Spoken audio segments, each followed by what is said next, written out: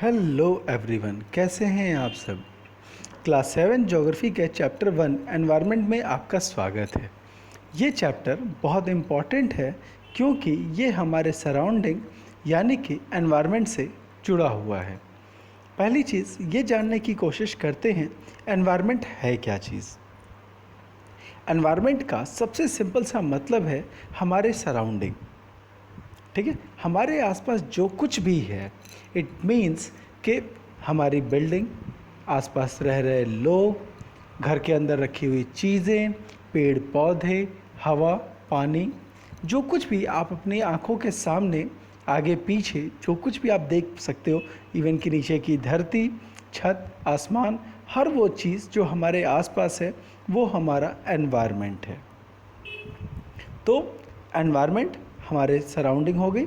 अब सवाल ये है एनवायरनमेंट हमारे लिए इम्पॉर्टेंट क्यों है। तो एनवायरनमेंट जो है हमारे लाइफ का सपोर्ट सिस्टम है।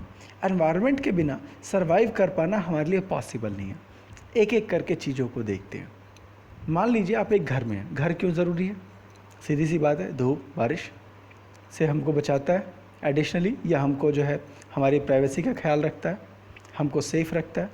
पेड़ क्यों ज़रूरी है? पेड़ हमको ऑक्सीजन देते हैं। ठीक है। पानी क्यों ज़रूरी है? पानी पिएंगे नहीं, ज़िंदा नहीं रहेंगे। सिमिलरली आसपास जो लोग हैं उनके साथ हमारे अच्छे रिलेशन होते हैं, उनके साथ हम खेलते कूदते बिजनेस डीलिंग करते हैं। सिमिलरली सड़कें हैं, गाड़ियां हैं, ये हमारे अलग अलग पर्पज़ के लिए ज़रूरी होती है। तो एनवायरनमेंट में वो सारी चीज़ें आती हैं जो हमारे आसपास हैं और हमारी लाइफ के लिए बहुत ज़रूरी हैं या हमारी लाइफ को बेहतर बनाती हैं। ठीक है। अब हम आगे चलते हैं कि एनवायरनमेंट के कंपोनेंट्स क्या क्या हैं। तो एनवायरनमेंट के 3 कंपोनेंट हैं, नेचुरल, ह्यूमन और ह्यूमन मेड। ठीक है। एनवायरनमेंट के 3 कंपोनेंट होते हैं, natural, human, human made. Natural क्या है? नेचुरल का मतलब होता है जिसे नेचर ने क्रिएट किया। It means it is not made by any human being और any other, it is made by the nature, या फिर नेचर की ओर से हमको बाय डिफ़ॉल्ट गिफ्ट के रूप में मिला है। इसमें क्या क्या आते हैं? तो इसमें जो है नेचर से हमको क्या क्या मिलता है? पानी मिलता है, ठीक है, हवा मिलती है, लैंड मिलता है और आसपास के लिविंग ऑर्गेनिज्म। ठीक है। लिविंग ऑर्गेनिज्म मतलब पेड़ पौधे, जानवर जो है, एनिमल्स, चिड़िया, बर्ड्स, सॉरी, और जो है मछलियाँ, वो सारी चीज़ें जिनमें लाइफ है वो हो गए लिविंग थिंग्स। ठीक है। तो हवा, पानी, ज़मीन और लिविंग थिंग्स ये नेचुरल हो गई। क्यों? क्योंकि इनको नेचर ने क्रिएट किया हुआ है। नेक्स्ट आते हैं human made environment. Human made environment का मतलब क्या? जिसको ह्यूमन ने बनाया है। ठीक है। तो अब इंसानों ने क्या बनाया? बिल्डिंग्स, मीन्स जिस घर में हम रहते होते हैं वो, स्कूल, कॉलेज, ऑफिसेज, वो सारी बिल्डिंग्स जो है इंसान बनाते हैं। Park, bridges, road, factory, monuments, तो जो कुछ भी इंसानों ने क्रिएट किया हुआ है, building, park, bridges, road, monuments, industries, जो कुछ भी जिस पर इंसानों का हाथ लगा, वो जो है ह्यूमन मेड एनवायरनमेंट है। Third is human environment. तो कोई थोड़ा सा कंफ्यूजिंग लगता है ह्यूमन और ह्यूमन मेड, दोनों में बेसिक डिफरेंस ये है, ह्यूमन मेड जिसको इंसानों ने अपने हाथों से बनाया। ठीक है। ह्यूमन एनवायरनमेंट में क्या है? ह्यूमन ग्रुप्स आते हैं, लोगों का समूह। अब इसमें क्या क्या चीज़ें हैं? तो इसमें क्या है? फैमिली है, कम्युनिटी है, हमारा रिलीजन हो गया, स्कूल कॉलेजेज हो गए, मार्केट हो गया जहाँ पर शॉपिंग करते हैं, या फिर पॉलिटिकल पार्टी या एडमिनिस्ट्रेटिव सिस्टम। अब इसमें डिफरेंस क्या आता है? यहाँ पर क्या है, जब हम ह्यूमन एनवायरनमेंट की बात करते हैं तो यहाँ पर लोगों का ग्रुप है। जैसे फैमिली कहते हैं तो फैमिली में कौन है? मम्मी पापा, बच्चे हो गए, दादा दादी, चाचा चाची, ये लोग हो गए। कम्युनिटी, जैसे हमारी कास्ट कम्युनिटी होती है, दोस्तों की एक कम्युनिटी होती है, तो वहाँ पर भी क्या है? लोग हैं। जब हम रिलीजन की बात करते हैं तो रिलीजन में भी क्या है? अलग अलग तरह के लोग जो हैं, एक ही धर्म के, सॉरी, एक जगह आकर के पूजा पाठ या दूसरे काम करते हैं। जब हम एजुकेशनल की बात करते हैं तो स्कूल कॉलेजेज में जो है टीचर्स होते हैं, स्टूडेंट्स होते हैं, प्रिंसिपल होते हैं और ऑफिस स्टाफ होते हैं, तो ये एजुकेशनल एनवायरनमेंट बनता है। इकोनॉमिक एनवायरनमेंट में क्या है? तो यहाँ पर शॉपकीपर्स हैं, सेलर्स हैं, बायर्स हैं, ट्रांसपोर्टर्स हैं, फिर जो फैक्ट्री में वर्कर्स हैं, मालिक हैं, तो ये सारे लोग मिल करके इकोनॉमिक एनवायरनमेंट बनाते हैं। इसी तरह से पॉलिटिकल में क्या है? तो पार्टियों के लीडर्स हैं, फिर जो है एडमिनिस्ट्रेटिव लोग हैं। तो यहाँ पे क्या है, जब हम ह्यूमन एनवायरनमेंट की बात कर रहे हैं तो यहाँ पर सिर्फ और सिर्फ हमको ह्यूमंस का ग्रुप दिख रहा है। ठीक है। और ह्यूमन मेड में क्या था, ह्यूमन द्वारा बनाई गई चीज़ें थी, रोड थी, बिल्डिंग थी, कंस्ट्रक्टिव चीज़ें थी, ठीक है।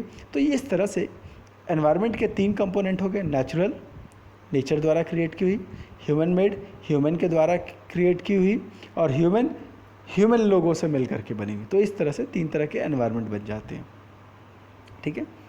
इसके बाद जो है एक और आता है, ठीक है। तो एनवायरनमेंट में क्या क्या चीज़ें आई, तो वो places, people, things and nature, ठीक है। Places, people, things and nature, ये सारी चीज़ें जो है, और जो है ये हमारा सराउंडिंग, हम और जो है उसमें लिविंग ऑर्गेनिज्म, सारी चीज़ें मिल करके हमारा एनवायरनमेंट क्रिएट करती है। प्लेसेस, पीपल, थिंग्स, नेचुरल चीज़ें, हमारा सराउंडिंग्स, लिविंग थिंग्स, सारी चीज़ों को कलेक्टिवली हम एनवायरनमेंट कहते हैं। अब इस एनवायरनमेंट को 2 पार्ट में कैटेगराइज किया जाता है, बायोटिक, अबायोटिक। बायोटिक का मतलब क्या है, वो बायो का मतलब होता है लाइफ, ठीक है। बायो का मतलब लाइफ, तो हर वो चीज़ जिसमें ज़िंदगी है दैट इज़ कॉल्ड जो है बायोटिक एनवायरनमेंट। अगेन अबायोटिक, जिसमें लाइफ नहीं है। तो जिन जिन चीज़ों में लाइफ हमको नहीं दिखती है वो सारी चीज़ें अबायोटिक आती हैं। अब इसमें क्या क्या चीज़ें हैं, एक बार इसको देखते हैं। तो लाइफ कहाँ कहाँ है, तो लाइफ हमारे जो है प्लांट्स में है, एनिमल्स में, बैक्टीरिया में, फंगस में, प्रोटिस्ट्स में है। तो जहाँ कहीं भी लाइफ है, लिविंग बीइंग है, वो हो गया बायोटिक। जहाँ कहीं लाइफ नहीं है, नॉन लिविंग है, तो वो अबायोटिक। जैसे water, soil, air, minerals, light, ये वो चीज़ है जिसके अंदर लाइफ नहीं है। तो लाइफ रहेगा बायोटिक, लाइफ नहीं रहेगा अबायोटिक। इन्हीं दोनों चीज़ों के मिलने से जो है एनवायरनमेंट बनता है, ठीक है। यहाँ पर आपको जो है हैंड इन हैंड दिखा रहा है, इट मीन्स ये दोनों जो है एक दूसरे पे इंटरडिपेंड हैं और दोनों एक दूसरे से मिल करके सरवाइव करते हैं, ठीक है। आगे चलते हैं। इसके बाद यहाँ पर क्या किया इसने, जो है जितने भी एनवायरनमेंट के तीनों कंपोनेंट्स थे उसको अलग अलग कैटेगराइज किया है। उसके पहले इस वर्ड ओरिजिन में जो है एनवायरनमेंट वर्ड को एक्सप्लेन किया है कि ये वर्ड कहाँ से ओरिजिनेट होता है। तो एनवायरनमेंट वर्ड फ्रेंच के वर्ड एनवायरोनेर से निकला है, जिसका मतलब होता है नेबरहुड, ठीक है। नेबरहुड क्या, हमारे आसपास की चीज़ें, वही सराउंडिंग जो हमने स्टार्टिंग में बात की थी। एनवायरनमेंट उसी सराउंडिंग की बात कर रहा है, इंग्लिश में भी और जो है फ्रेंच में भी, ठीक है। नेचुरल एनवायरनमेंट में आते हैं। नेचुरल एनवायरनमेंट अगेन जिसको नेचर ने क्रिएट किया हुआ है। अब जो है इसमें हमने बात की थी लैंड, एयर, वाटर, आगे भी हम इसी की बात करेंगे, लेकिन इसके लिए जो साइंटिफिक टर्म्स हैं उन टर्म्स के साथ बात करेंगे। तो जो नेचुरल एनवायरनमेंट है उसका पहला कंपोनेंट है दैट इज़ लिथोस्फीयर, ठीक है। लिथोस्फीयर क्या है, तो बेसिकली इट्स ए लैंड, ठीक है। याद रखने का सबसे सिंपल तरीका L for lithosphere, L for land, ठीक है। तो जहाँ कहीं भी लैंड है इट मीन्स कि अगर माउंटेन हो गया, प्लेटू हो गया, प्लेन हो गया, वैलीज़ हो गई, तो जहाँ कहीं भी लैंड दिखती है वो सारा का सारा जो है लिथोस्फीयर है, ठीक है। लिथोस्फीयर की डेफिनेशन क्या है, तो सॉलिड क्रस्ट और the hard top layer of earth surface. Earth को जब भी हम ग्लोब देखते हैं तो उसमें जो है हमको कॉन्टिनेंट्स दिखते हैं और जो है हमको समंदर दिखता है। तो जो भी जो है हार्ड सरफेस है दैट इज़ लिथोस्फीयर, ठीक है। कैसे बना है, तो रॉक्स और मिनरल से बना है और सबसे ऊपर एक पतली सी लेयर सॉइल की होती है। लिथोस्फीयर सबसे इम्पॉर्टेंट है, क्यों, जो मोस्ट ऑफ लिविंग एक्टिविटीज़ हैं वो इस लैंड पर ही है।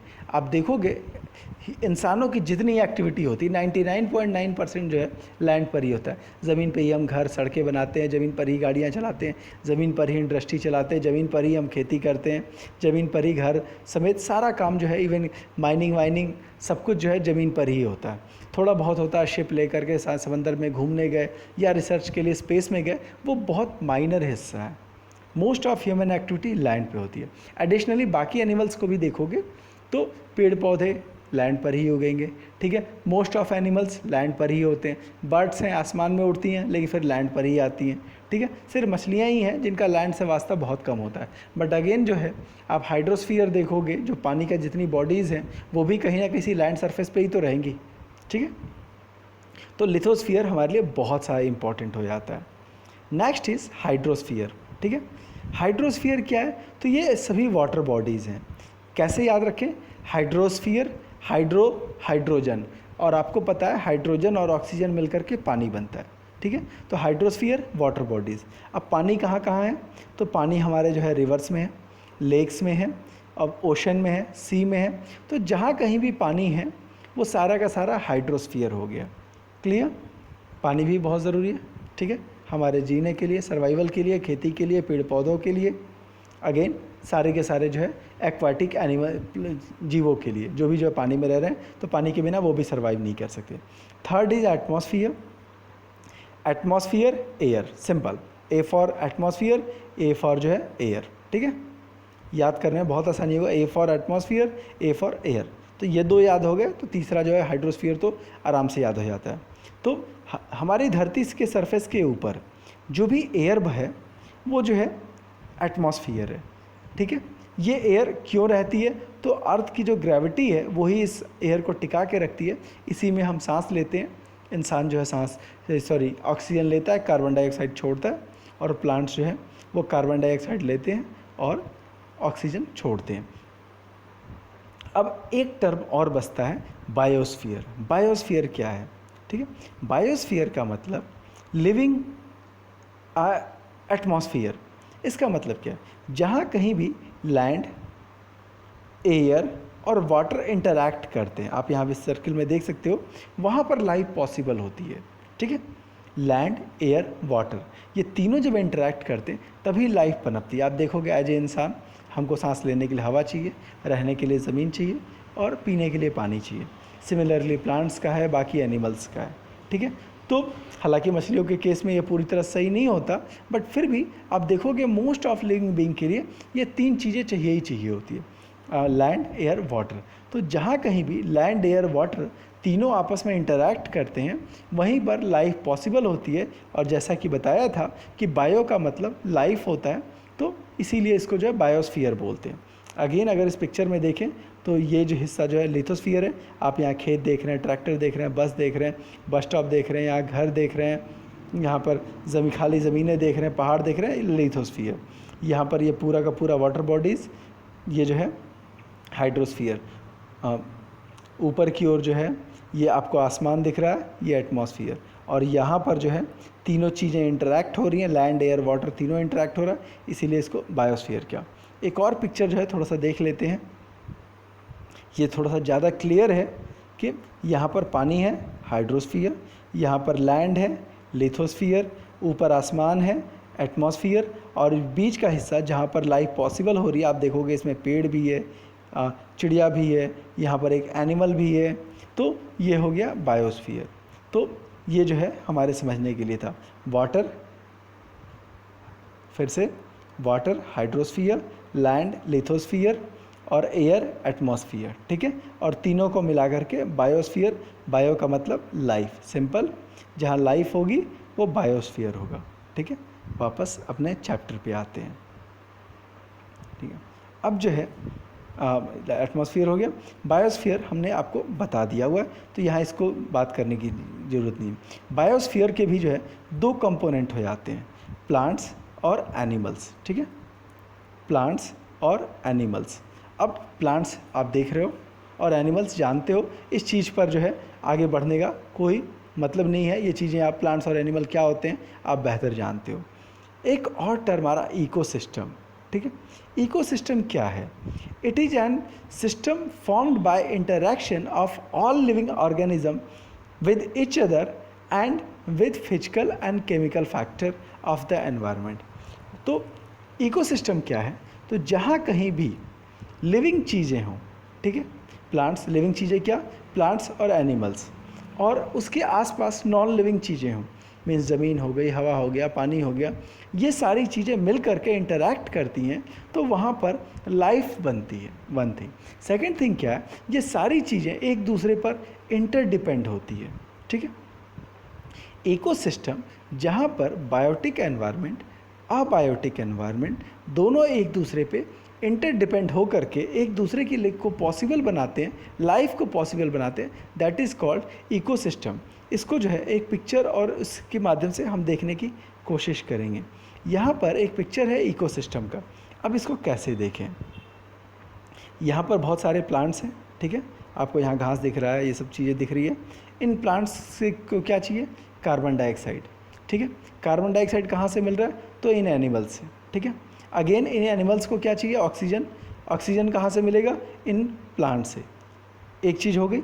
दूसरी चीज़ देखते हैं, इन प्लांट्स को पानी चाहिए, वो पानी जो है यहाँ से मिल रहा है। ऑक्सीजन चाहिए, वो हवा से मिल रहा है, ठीक है।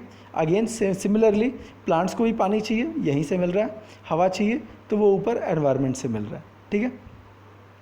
तो इस तरह से ये पूरा का पूरा जो है एक इकोसिस्टम बन रहा है, ठीक है। अच्छा, इसी तरह से ये जो जानवर हैं ये इन्हीं घास को खा रहे हैं, तो इनको खाना मिल रहा है, ठीक है।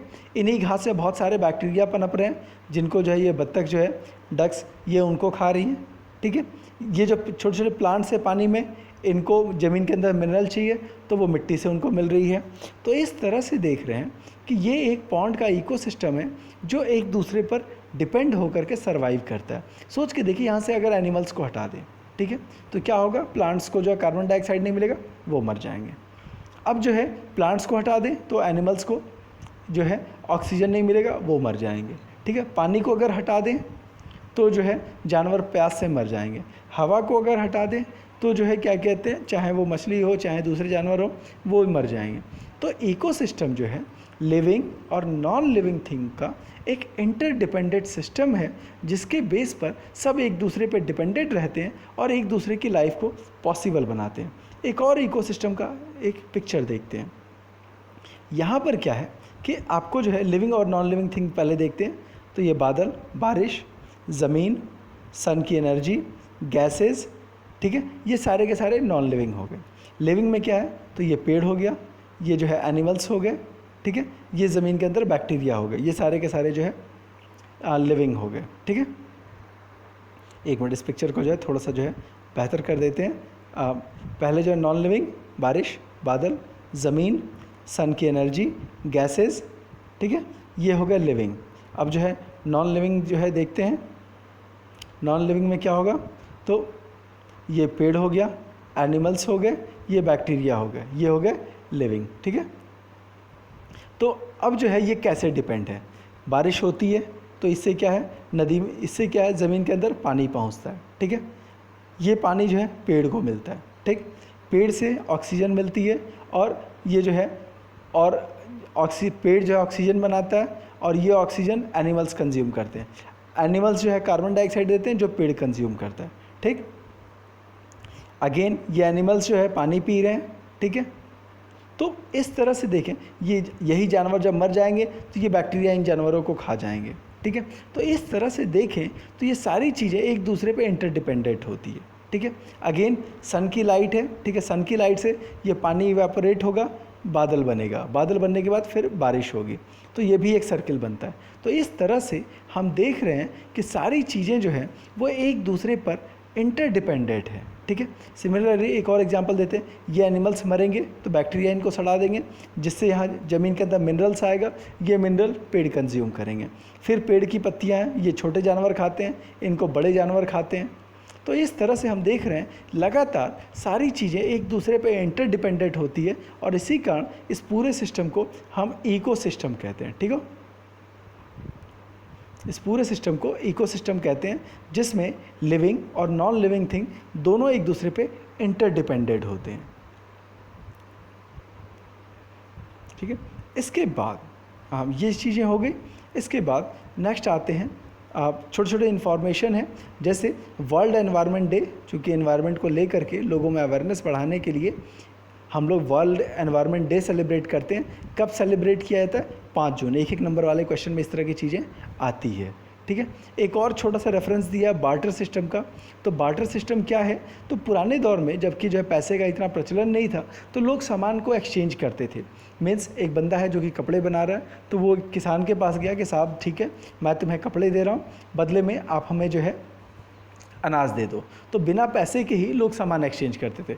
सिमिलरली एक आदमी किसान है, वो किसी के यहाँ बाल कटवाने गया, बाल कटवाया, पैसे उसके पास थे नहीं, तो उसने कहा ठीक है तुम मेरे बाल काट दो, बदले में मैं तुम्हें अनाज दूंगा। तो पुराने दौर में चीज़ें एक्सचेंज करके जो है सारा काम चलाया जाता था, और इसी के लिए जो है बार्टर सिस्टम बार्टर सिस्टम कहा जाता है। तो barter system it is a trade in which goods are exchange instead of money, कि लोग जो है पैसे नहीं यूज़ करते, सामान को एक्सचेंज करते हैं। ठीक है, धीरे धीरे बार्टर सिस्टम ऑलमोस्ट ख़त्म ही हो चुका है। हाँ ठीक है, नेक्स्ट आते हैं ह्यूमन एनवायरनमेंट। ह्यूमन एनवायरनमेंट जैसा कि बता दिया था कि हमारे आसपास का माहौल है, हमारे आसपास जो लोग रहते हैं, दैट इज़ ह्यूमन एनवायरनमेंट। तो ह्यूमन एनवायरनमेंट बहुत ज़रूरी है। अगर जो है इंसान ग्रुप में नहीं रहता तो इतना डेवलप नहीं कर पाता। लोगों के साथ ही जो है हमने नए नए साइंटिफिक इन्वेंशन किए, हमने जो है क्रॉप्स उगाना सीखा, हम लोग जो है एनिमल्स को जो है डोमेस्टिकेट किए, मीन्स जानवरों को पालना शुरू किया, हमने जो है व्हील का प्रोडक्शन किया, हमने जो है सरप्लस प्रोडक्शन किए, और जो है ट्रेड और इंडस्ट्री जो कुछ भी है सब कुछ लोगों के साथ आने से ही डेवलप हुआ है। आज जो आप देखोगे दूसरे एनिमल्स और ह्यूमन में जो डिफरेंस दिखता है कि इंसान आज इतना डेवलप हुआ, तो कहीं ना कहीं ये हमारे ह्यूमन एनवायरनमेंट की ही देन है। नो डाउट ब्रेन का सबसे बड़ा रोल रहा है कि हम अपने दिमाग का सबसे ज़्यादा यूज़ कर पाए, लेकिन ये तभी सक्सेसफुल रहा कि हम लोगों से मिलजुल करके रहें, ठीक है, और सबके साथ अच्छे रिलेशन बनाए और एक दूसरे की हेल्प करके हम आगे बढ़े। सोच के देखो, अगर आप स्कूल जाते वहाँ सब झगड़ा ही करें, पढ़ाई ना हो, तो कितना डेवलपमेंट होगा। ठीक है, इसी तरह से जो गाड़ियाँ चल रही है, जो कुछ भी होता है, तो सब इंसानों के एक दूसरे के सहयोग से ही जो है चलता है, और यही अच्छी लाइफ है। तो इस तरह से हमें अपने एनवायरनमेंट का ख्याल रखना चाहिए और उसके जहाँ तक हो सके उसको बचाने की कोशिश करनी चाहिए। और इस तरह से जो है हमारा चैप्टर समाप्त होता है। आशा करता हूँ चैप्टर पसंद आया होगा। वीडियो पसंद आया हो तो लाइक, सब्सक्राइब, शेयर ज़रूर कीजिएगा। धन्यवाद। आपका दिन शुभ हो।